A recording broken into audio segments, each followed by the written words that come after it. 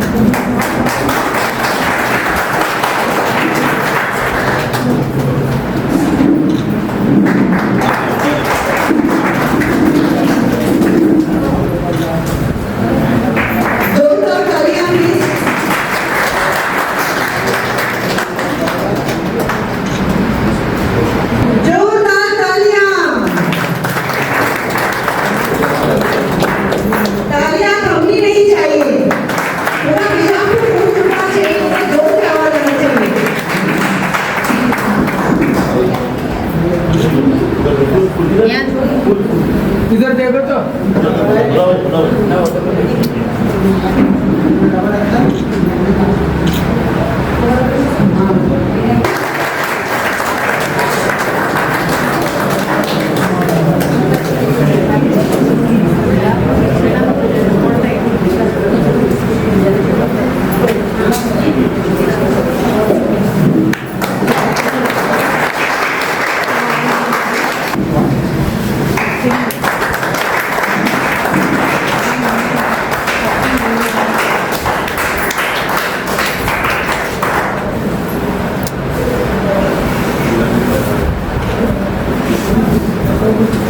इधर मनु का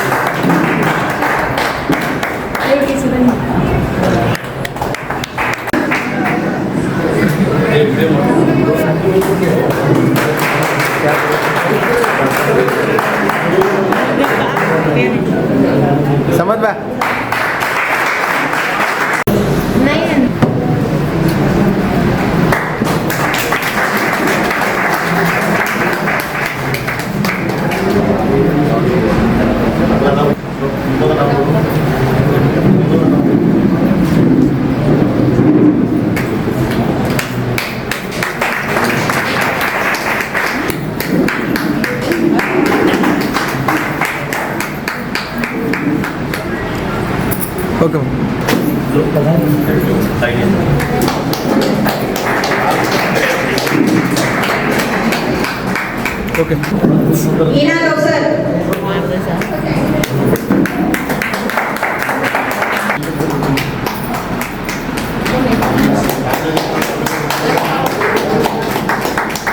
मठपति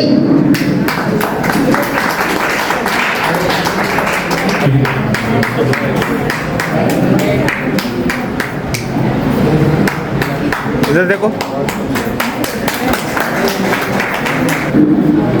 प्लीज जोरदार तालियां ऐसे इतने लोग हैं यहाँ पर क्या बोल जीनत गौड़ पटेल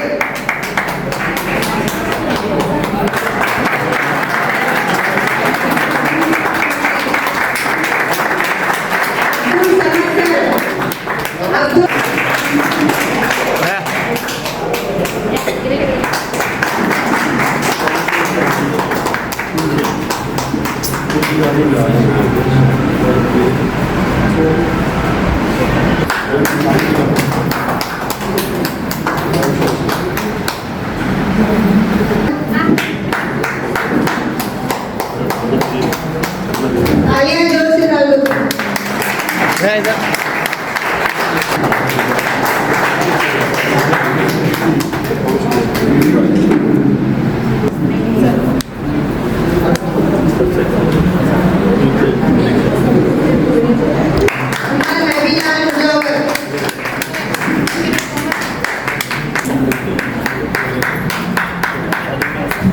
जोरदार तालियों से स्वागत करते हुए उनका अभिनंदन करिए।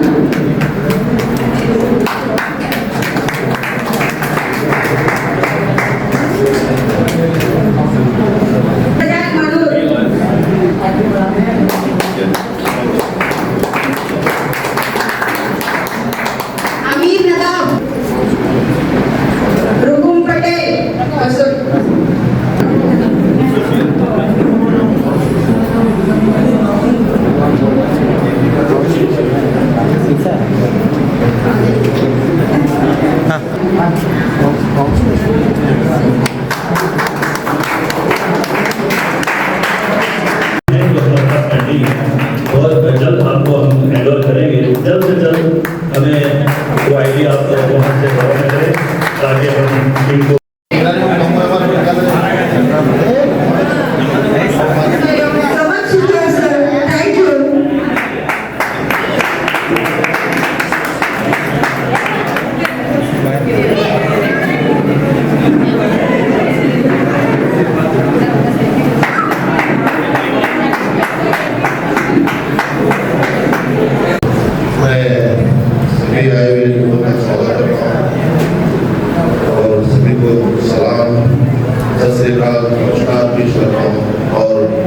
सबसे पहले जो दिल्ली से हमारे नेशनल प्रेसिडेंट आए हैं गुप्ता जी, मैं उनका स्वागत है, दिल से स्वागत करता हूँ और अभिनंदन करता हूँ। ये एक नेशनल ब्यूरो है, नेशनल कमेटी है जिसका नाम national human rights anti corruption anti crime bureau है। ये एक नॉन गवर्नमेंट ऑर्गेनाइजेशन है जो मोहित गुप्ता ने 2018 में जुलाई के महीने में 17 तारीख को चालू किया है। ये मोहित गुप्ता जी ने एक बहुत अच्छा इनिशिएटिव कर एक पूरे देश में एक ऐसी हवा फैलाई है जो करप्शन के खिलाफ, जो क्राइम हो रहा है उसके खिलाफ एक मुहिम चलाई है, जो नेशनल लेवल पर वो अपने स्तर से काम कर रहे हैं। तो आज देखिए दिल्ली किधर है और बीजापुर किधर है, वो वहाँ से यहाँ पर आए हैं संगठन करने के लिए, क्राइम के खिलाफ, करप्शन के खिलाफ हम सबको संगठित करने के लिए वो वहाँ से आए हैं। हम उनका शुक्रगुजार भी करते हैं और ये हमारे कमेटी का फंक्शन मिशन भी है।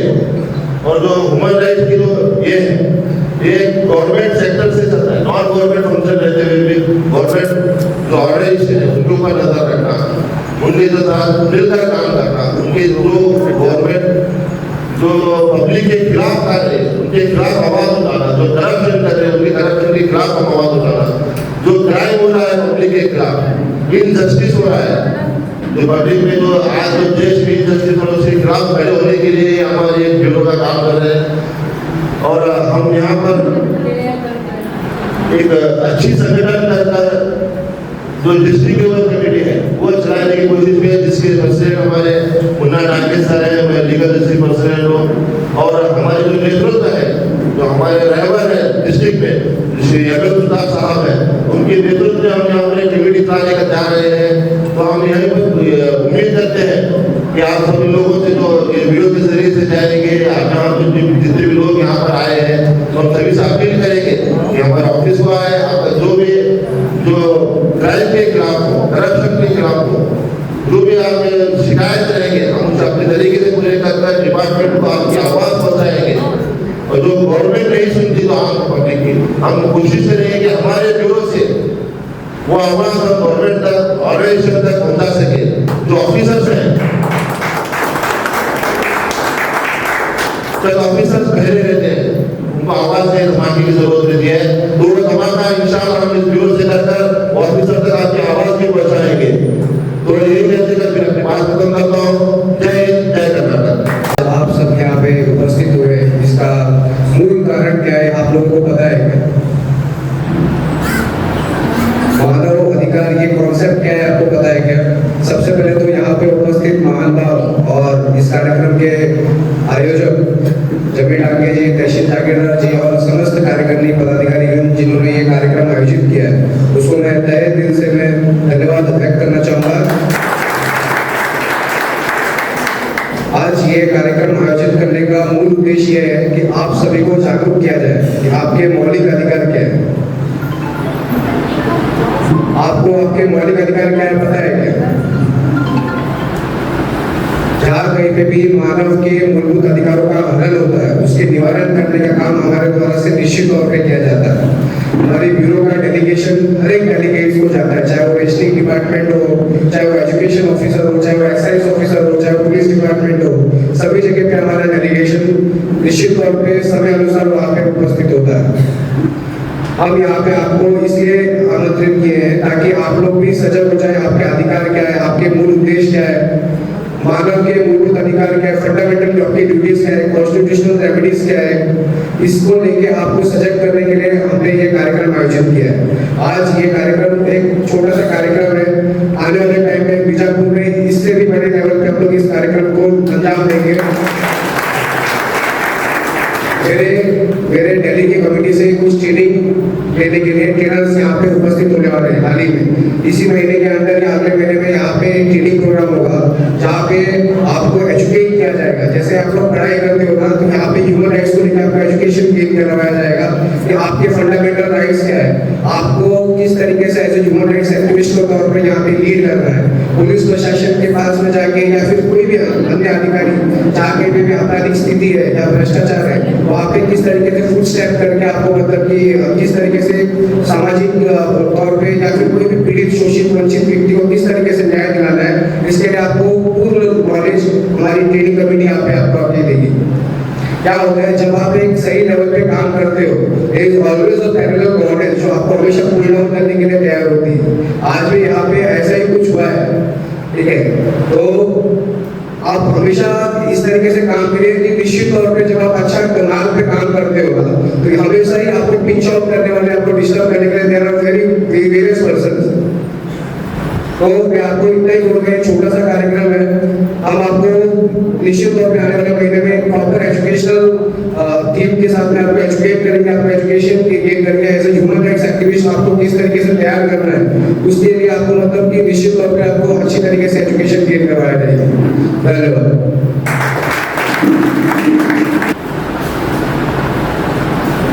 नेशनल ह्यूमन राइट्स के अध्यक्ष डिस्ट्रिक्ट के प्रेसिडेंट जनाब तारिक साहब और ऑर्गेनाइजेशन के रूए रवान शाहीन जागीरदार साहब और इस लीगल एडवाइजर्स कायम इस कमेटी के लीगल एडवाइजर अब्दुल समीद साहब और मुख्य हजरात जो है मौजूद हैं। ये ह्यूमन राइट्स है, इसका मतलब क्या है पहले समझना बहुत जरूरी है। ह्यूमन राइट्स बोले तो कॉन्स्टिट्यूशन ऑफ इंडिया में एक ह्यूमन बींग्स को, जितने भी सिटीजन है यहाँ इंडिया में, उनको चंद राइट्स दिए गए हैं। Right of education, right of profession, speech and expression, right to live, equality before the law, all are equal before the law, nobody is above the law, nobody is lower than anybody else, all are equal before the law. अभी society में क्या चल रहा है? 1947 में हम लोग आजाद हो गए, लेकिन चंद ताकतें जो एंटी सोशल हैं, जिनका मंशा जो है ब्रिटिश माइंड का है। अगर निजी मामलों में अगर हम देखेंगे तो इंडिपेंडेंस मिल गई है, लेकिन इंटरनली अगर आप जाकर देखेंगे तो चंद लोगों ने इसको कब्जा करके रखा है।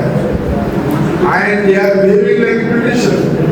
They don't know what is meant by the human rights. They don't want to give the rights to people. लोगों को हक देना नहीं चाहते। राइट्स का मतलब हक। तो सबसे पहले हमें देखना चाहिए कि हमारे क्या हुकूक है, हमारे क्या राइट्स है। जहाँ भी आप देखते हैं कि आजकल ये जो वबा चल रही है सारे हिंदुस्तान में, ये जो औरत मर्द का झगड़ा होता है और औरतें जो है प्लानिंग करके शोहर को मार रही हैं, ये बहुत चल रहा है। तो ऐसा क्यों हो रहा है? क्योंकि हमें राइट से, इल्म से दूर रखा गया है। लोगों को एजुकेशन दूर रखने से, उनमें एजुकेशन नहीं रहने की वजह से they are all illiterates. They don't know how to live in the society. और ये आप लोगों की गलती नहीं है। आपको ये नहीं सिखाया जा रहा है कि आपके हुकूक क्या है, आपके ड्यूटीज क्या हैं। और मैं इसलिए पिताजी का बहुत ही शुक्रगुजार हूँ, मैं उनको धन्यवाद देता हूँ कि ऐसे चंद लोग हमारे देश में मौजूद हैं जो ह्यूमन राइट्स के लिए फाइट कर सकते हैं। बहुत बड़ी बात है। दिल्ली कितनी दूर है, हम यहाँ पर रह के फाइट करना आता, लेकिन दिल्ली से आप आए हैं, ये हमारी खुशकिस्मती है। ऐसे लोग मौजूद हैं यहाँ हिंदुस्तान में। जब कहीं तो जाके देश चल रहा है, लोग बोलते कुछ और करते कुछ है।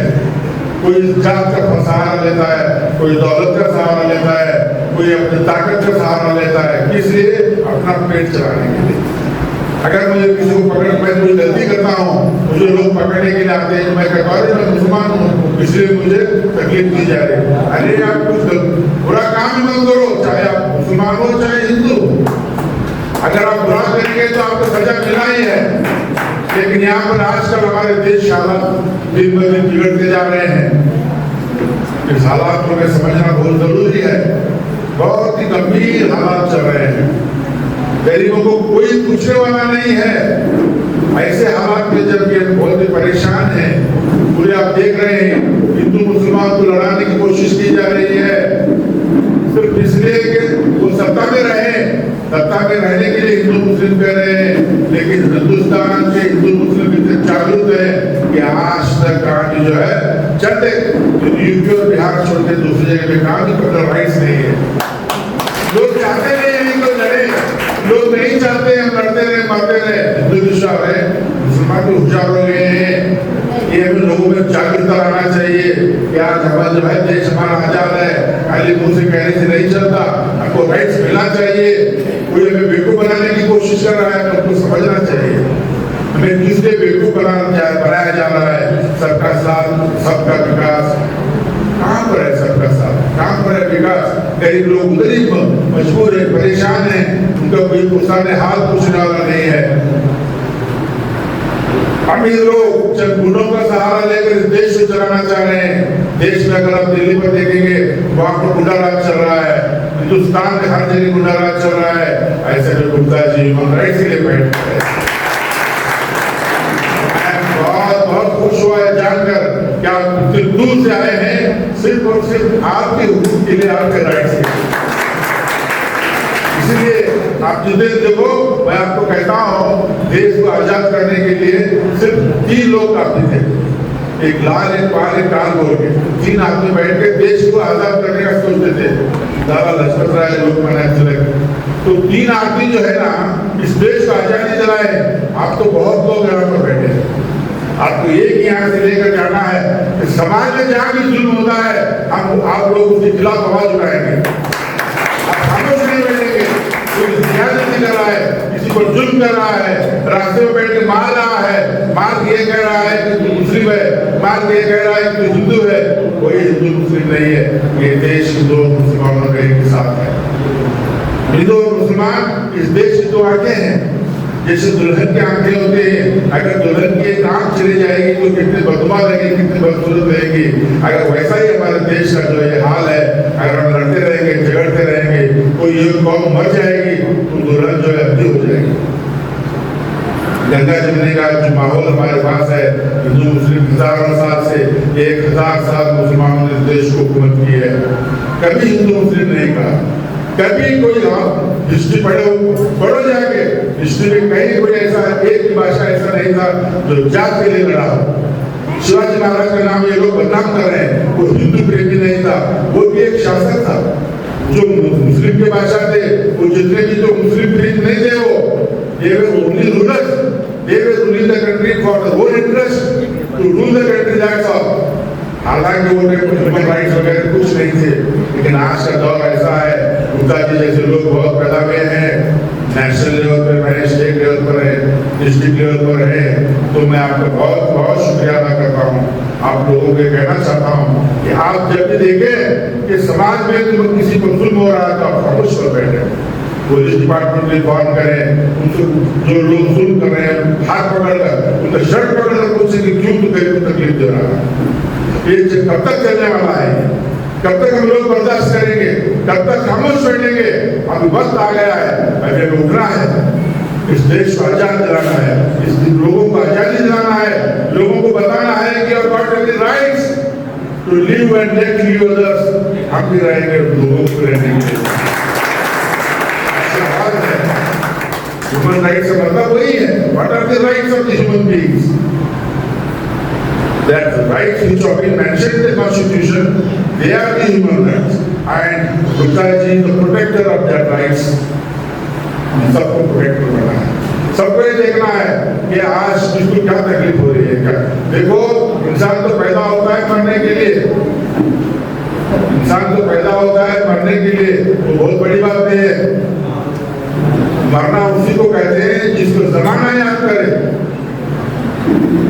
पैदा हुए मर गए क्या बड़ी बात है, लेकिन अगर आप कुछ ऐसा करके जाएंगे, यहाँ के बहुत याद रहेंगे, बाहर दुनिया में रहो, गम ज़दा या शाद रहो, कुछ ऐसा करके चलो, यहाँ की बहुत याद रहो। इस मुल्क की सरहद को कोई छू नहीं सकता जिस मुल्क के ह्यूमन राइट्स के अध्यक्ष गुप्ता जी हैं। मैं बहुत कहना चाहता हूँ, लेकिन अभी जो है वक्त बहुत देर से शुरू हुआ है।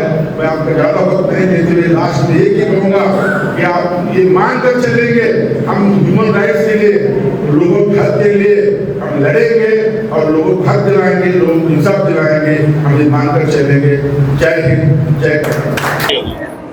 नमस्कार, मैं मोहित गुप्ता, ये संगठन national human rights anti crime anti corruption bureau का संस्थापक एवं राष्ट्रीय अध्यक्ष।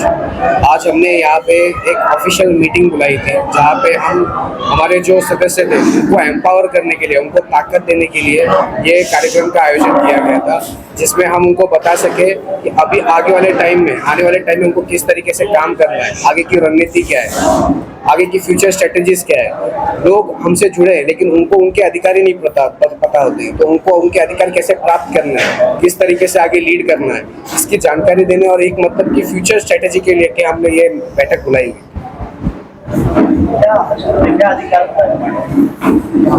आम नागरिक जो होते हैं उनके कई सारे मतलब कि basic concept of human rights क्या होते हैं, ये उनके दिमाग में एक प्रश्न होता है। प्रश्न को हमने यहाँ पे मतलब कि उनके सामने एक अच्छे तरीके से उनको बताया गया है, उनको अवगत कराया गया है। उनके संज्ञान में मानव अधिकार ये विषय क्या है, इसकी विस्तृत जानकारी हमने उनको प्रदान की है। कॉन्स्टिट्यूशनल राइट्स क्या होते हैं, कॉन्स्टिट्यूशनल रेमेडीज क्या होते हैं, इसकी विस्तृत रूप से हमने मतलब कि उनको जानकारी प्रदान की है। उनको शिक्षित करने का हमारा मूल उद्देश्य था यहाँ पे उनको एकत्रित करने की बात में। हमसे जुड़ा हुआ हर एक नागरिक, हर एक कार्यकर्ता as a human rights activist के तौर पे बीजापुर कर्नाटका में किस तरीके से लीड कर सकता है, किस तरीके से मतलब वो आम नागरिक को अपने अधिकार, उनके अधिकार क्या होता है ये प्रदान कर सकता है, ये जानकारी हमने आज उनको दी है। ये मेरी चौथी बार मेरा मुझे लगता है कि मेरा यहाँ पे भ्रमण कार्यक्रम हुआ है। और इसके पहले जो मैं आता था, मैं आज आप लोग की मीडिया के माध्यम से ये घोषणा करना चाहता हूँ, विगत दिनों में जो हमारे साथ में कार्य कर रहे थे कुछ अधिकारी जो हमारे साथ जुड़े हुए थे, हमने उनको टोटली टर्मिनेट कर दिया गया है। ये ऑफिशियली मैं मीडिया के सामने आपको मैं जानकारी प्रदान करता हूँ। इसके पहले की जो हमारी कमेटी थी उनको मतलब कि हमने यहाँ से अपने पास से ऑफिशियली उनको डिस्क्वालीफाई किया हुआ है, उनको टर्मिनेट किया गया है। तो आप लोग कोई भी भ्रमित ना हो, अभी जो आपने देखा यही हमारी ऑफिशियल कार्यकारिणी है। आप इन्हीं के माध्यम से आप जो भी समस्या है या फिर जो भी चीज़ें हैं इनके माध्यम से आगे आप अग्रसित करें। सर बेसिकली जो यहाँ के दल से कार्य कर रहे हैं, अभी इनका इनिशियल शुरू हुआ है, इनके ट्रेनिंग के लिए आप कुछ कैंप वगैरह कर रहे हैं? निश्चित तौर पे मैंने अभी अपना 2 शब्द जो मैंने मेंशन किया उसमें मैंने यही बताया, आने वाले इसी माह में या अगले महीने में हम एक ट्रेनिंग प्रोग्राम आयोजित करने वाले हैं, जहाँ पे मेरे दिल्ली से कुछ ट्रेनर्स यहाँ पे आएंगे। इनके अधिकार क्या है, आम नागरिक के जो मौलिक अधिकार क्या होते हैं, कॉन्स्टिट्यूशनल राइट्स क्या होते हैं, कॉन्स्टिट्यूशनल रेमेडीज क्या होते हैं, इसकी प्रॉपरली एज ए एजुकेशनल तौर पे मतलब कि इनको विस्तृत जानकारी देंगे गंभीरता के साथ में, विजुअलाइजेशन के माध्यम से, मतलब इनको वीडियो कॉन्फ्रेंसिंग के माध्यम से इनको एक अच्छे तरीके से मतलब कि इस चीज़ की विस्तृत जानकारी प्रदान की जाएगी, इनको सुशिक्षित किया जाएगा। अभी आपने कहा कि पहले की टीम को आपने टोटली निकाल दिया है, किस तरह से आपने आदेश पत्र साइन किया है, किस तरह से किया है आपने? हमने ऑलरेडी इसकी जो भी डेलीगेशन है, देश के मुख्यमंत्री, यहाँ के लोकल गवर्नेंस, उनको हमने इसकी सूचना दी है। क्या होता है जब हम ही अपराध के विरोध में काम कर रहे हैं, लेकिन अगर हमारे कार्यकारिणी में ही अगर अपराध होगा तो वो मैं कतई सहन नहीं करता। जिस दिन मुझे इस चीज़ की जानकारी प्रदान हुई, मैंने निश्चित तौर पर उसी दिन अपनी इस कार्यकारिणी को बर्खास्त कर दिया था। बहुत सारे मतलब कि गलत गतिविधियों में वो लिप्त पाए गए थे। मैं ऑफिशियली मैं आपको मतलब वो चीज़ को नहीं जारी करना चाहता, मैं किसी का नाम ऑफिशियली नहीं जारी करना चाहता, क्योंकि उनके भी अधिकार। निकाला है तो निकाले हैं, तो जिस तरह आप ज्वाइन करते हैं तो लेटर भी देना पड़ता है। एक्चुअली मेरे पास में बिल्कुल यस मैंने उनको उनके मेल आईडी पे सभी के ऑफिशियली मतलब कि हाँ है ना मेरे पास लेटर जो आपने जमा किया, मैं आपको शेयर मिल जाएगा वो लोग बाहर आके कुछ आवाज हंगामा कर रहे थे। निश्चित तौर पे इसीलिए मैंने इसकी जानकारी लोकल पुलिस थाना को दी और पुलिस प्रशासन ने हमको निश्चित तौर पे बहुत ही अच्छे तरीके से सहयोग किया और इस कार्यक्रम को एक अंजाम तक पहुंचाया। मानकर चले कि पुरानी कमेटी डिसॉल्व हो चुकी है, अब ये जो काम करे ये हमारी ऑफिशियली घोषित कार्यकारिणी है। उनका तो आरोप है कि आपने उन्हें अभी लेटर नहीं दिया है। किसका? जो राजीनामा रिजाइन देना पड़ता है, आप अगर उनको निकाल रहे हैं तो आप निकालने में आपको पूरे डेलीगेशंस मिल जाएंगे, मेरी टीम आपको पूरे डेलीगेशंस दे देगी और आने वाले टाइम में जो भी आके डीएम एसपी जो है उनको मेरे माध्यम से सहयोग पत्र जो हम लोग देते हैं उसमें आपको नियोग कार्यकारिणी जो है हमारी उसकी ऑफिशियल पत्र के साथ में हम लोग वहाँ पे इसको मतलब कि अग्रसर करेंगे।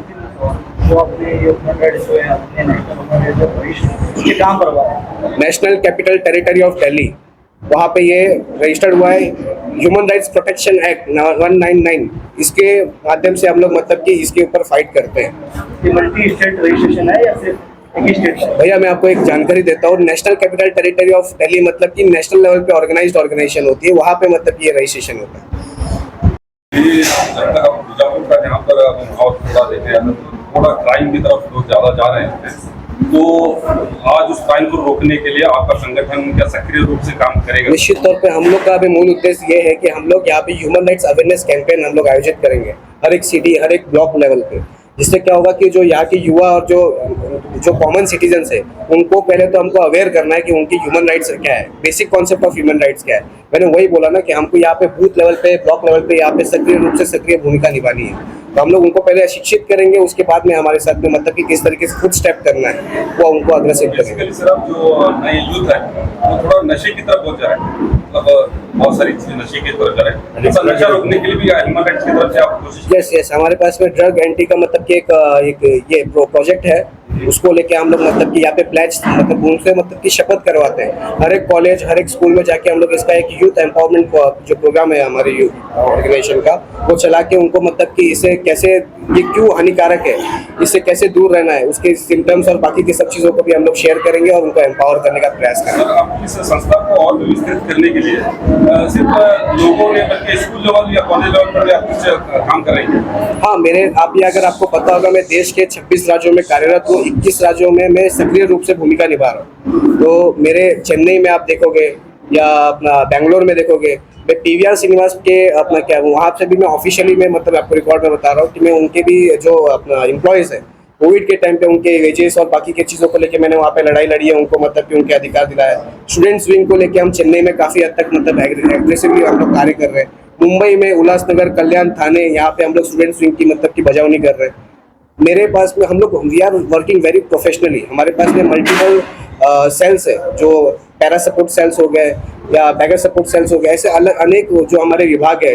लेबर्स यूनियन में भी हम लोग काफ़ी हद तक एग्रेसिवली काम कर रहे हैं। जो भी श्रमिक जो है उसके भी वो भी एक मानव है, उसके भी मूलभूत अधिकार होते हैं। तो हम लोग हर एक सेल्स को लेके हम लोग एग्रेसिवली काम कर रहे हैं। Sir, as compare to other state, आप कर्नाटका को क्राइम रेट या एंटी करप्शन में ज़्यादा देख रहे हैं या कम नहीं? मेरे हिसाब से मैं छत्तीसगढ़ जैसे राज्यों में काम करने वाला व्यक्ति हूँ। तो छत्तीसगढ़ से तो आप लोग काफ़ी हद तक उच्च स्तर पे आते हैं, लेकिन वहाँ पे मैंने देखा है कि ग्रामीण स्तर पे भी लोग जो है ना कि उनके अधिकारों पे प्राप्ति के लिए जिस तरीके से संघर्ष या फिर अहम भूमिका निभा रहे हैं, कर्नाटका में इस तरीके की भूमिका नहीं निभाते लोग। ठीक है, तो मैं चाहूँगा कि ये लोग भी उस तरीके से सक्रिय रूप से इस चीज़ को समझे, इस कॉन्सेप्ट को समझे। और क्राइम रेट देखा जाए तो फिर रेगुलरली बेसिस पे हर जगह पे उतना ही क्राइम बढ़ता है, लेकिन छत्तीसगढ़ के मायने में यहाँ नहीं बढ़ता है। तो मैं कंपेयर कर रहा हूँ कि छत्तीसगढ़ जैसे जगह पे भी हम लोग मतलब एग्रेसिवली प्रोएक्टिवली एक्टिव है। सर, भारत सरकार कोशिश कर रही है कि महिलाएं जितनी भी हैं वो आगे आए। तो आपके संगठन में भी अपनी जितनी भी महिलाओं की समस्या होती है उसके लिए एक अलग से महिलाओं का विंग बनाई क्या? यस, वुमेन्स यूनिट है हमारे पास में। वुमेन्स यूनिट जो है जहाँ पे महिलाओं के साथ में किसी भी तरीके का अन्याय होता है, तो उसको लेके हमारी जो वुमेन्स यूनिट है वो प्रोएक्टिवली एक्टिव है। और निश्चित तौर पे हम जो भी महिलाएं उनको एम्पावर करने का यहाँ पे कार्य किया जा रहा है, उनको ताकत देने का काम किया जा रहा है। हमारी ऑर्गेनाइजेशन जो है यहाँ पे फॉलोअर्स क्रिएट नहीं करती है, हम यहाँ पे लीडर्स क्रिएट करते हैं। ठीक है, तो यहाँ पे हम लोग उसी तरीके से कार्य कर रहे हैं। सर, अब आखिरी क्वेश्चन है, ये हमारे बीजापुर डिस्ट्रिक्ट से ज़्यादा इस संगठन से जुड़कर ह्यूमन राइट्स प्रोटेक्ट करने के लिए आप लोगों से क्या आग्रह करें? मैं चाहूँगा कि आप हमसे जुड़ के as a human rights activist के तौर पे खुद के अधिकारों को प्राप्त करने के लिए आप खुद लड़ाई करो। ऐसे सुबह से लेकर रात तक में आपकी दिनचर्या में ऐसे कई आपके मूलभूत अधिकार होते हैं जो आपको पता भी नहीं चलता है कि हनन हो गए। तो मैं चाहूँगा कि पहले आप हमसे जुड़ के इस चीज़ों को समझे और खुद के लिए फाइट करो, तब जाके आप लोगों के लिए फाइट करके उनको न्याय दिला पाओ। नमस्ते, मैं ज़मीर उर्फ Munna Dange, national human right anti crime anti corruption bureau का जिला अध्यक्ष होने के नाते आज इस प्रोग्राम का हमारा मेन उद्देश्य ये था कि हमारे मोहित गुप्ता जो राष्ट्रीय अध्यक्ष थे, उनका गुजर हो रहा था आगे बेंगलुरु की ओर। तो हमने कहा कि साहब, हमारे यहाँ 40 से 50 लोग की आईडी बन चुकी है, हम चाहते हैं कि आपके हाथों ये डिस्ट्रीब्यूट करें।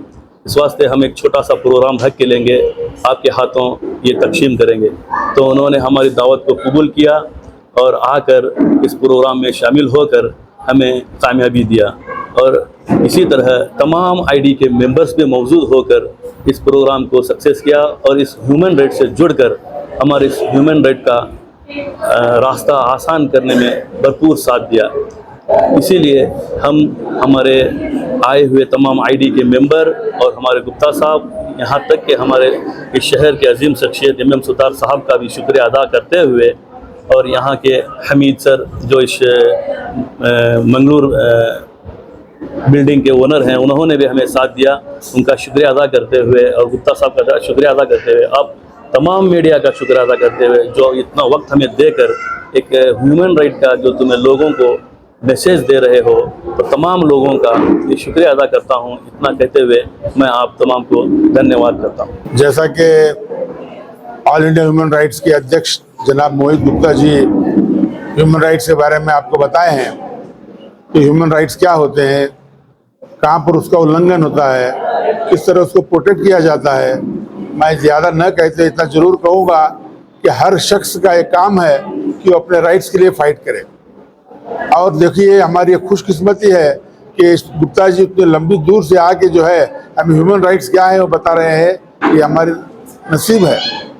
मैं इतना ही कहना चाहूँगा कि ये जो बात है to fight for your rights, it should reach to the people. हर इंसान में जाना चाहिए, लोगों को एहसास होना चाहिए कि they are having some rights according to the constitution of India. क्या राइट्स है, किस तरह से ड्यूटीज निभाना है, अगर किसी जगह में जुल्म हो रहा है, कहाँ पर अगर नाइंसाफी हो रही है तो किस तरह से उसके अगेंस्ट फाइट करना चाहिए। आजकल आप देख रहे हैं कि जिस तरह से ज़माना बढ़ता जा रहा है, ज़्यादा से ज़्यादा लेडीज़ पर जो है बहुत जुल्म हो रहा है, नाइंसाफी हो रही है, तो उसके लिए हमें क्या फाइट करना है, क्योंकि अभी सारी दुनिया जो है बहुत फास्ट चल रही है। ऐसे दौर में अभी हम बहुत पीछे हैं, बहुत आगे जाना है, हमको दुनिया के साथ में बराबर चलना है। अगर हम इसी तरह से अच्छा काम करते रहेंगे, लोगों को इंसाफ दिलाने के लिए काम करेंगे, तो ये बहुत बड़ा कंट्रीब्यूशन होगा। मैं इतना कहता हूँ। नमस्ते, जय हिंद, जय कर्नाटक। और नए न्यूज़ों के लिए देखते रहिए अपना चैनल TV22 न्यूज़। लाइक करें, शेयर करें, सब्सक्राइब करें और बेल आइकन बटन दबाना ना भूलें।